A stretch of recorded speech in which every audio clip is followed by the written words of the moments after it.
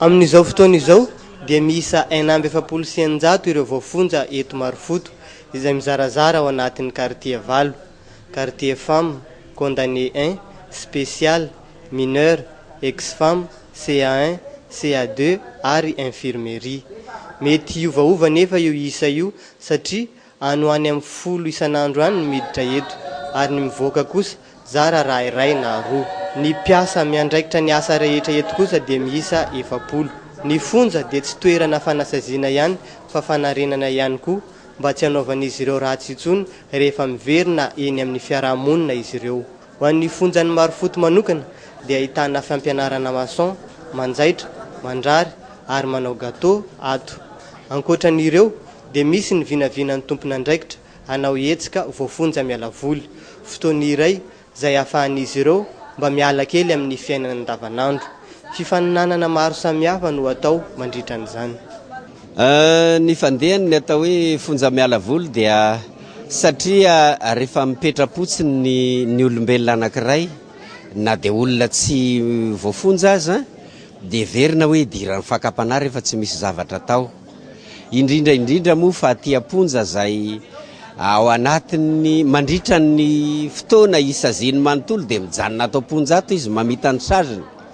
Raha mipetrapetrapotsiny izy ireo dia iverina hoe arafesenina ny sainy ary verina ihany koa hoe very fanahy mbola velona ihany ohatran'ny valala voatango dia izany indrindra ny mahatonga anay tompon'andraikitra voalohany eritreritra izay voafonja miala voly izay. Ny tena tema moa zany dia tena mbola hotediavinay fa izay aloha no azonay lazaina amin'izao fotoana izao mba handraisan'izy ireo anjara amin'izany hetsika rehetrarehetra zany izay miendrikendrika hoe misy tournoi de foot ao, foot à 7, tournoi de basket par quartier io, tournoi de volley par quartier, dia fifaninanana ankira par quartier amin'ny teny frantsay satria araroto eto fa misy vazaha mampianatra hira amin'ny français an'izy ireo ary misy ihany koa mampianatra hira amin'ny teny anglisy an'izy ireo dia hira amin'ny teny frantsay sy teny anglisy izy amin'izay fotoana izay. Isy ihany koa izay tantara an-tsehatra ho ataon'izy ireo, ampisehoan'izy ireo amin'izay fotoana izay mba hampifalifalinan'izy ireo ary mba ihany koa hitaritana ny sain'izy ireo fa betsaka ny zavatra azo atao na dia aty amponja aza mba hahafahan'izy ireo miverina indray haninivin'ilay fiarahamonina vaovao.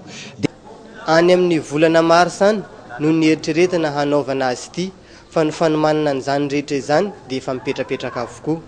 Ezaka nataon'ny tompony andraikitra izy ity mba hanovana sy hanatsarana ny andavanandrom-piainan'izy ireo fa na eo aza izany rehetra izany dia mba manana ny etaetany ihany koa ireo voafonja. Izay zany satria moa ny fonja dia toerana fanarenana, izany hoe misy resaka sehatra fampianarana maro samihafa eto amin'ity prison ity. Ohatra zao izahay zao nompikarakara ny sehatra alphabétisation sy ny anglais ary ny cours de français ary koa ny biblique.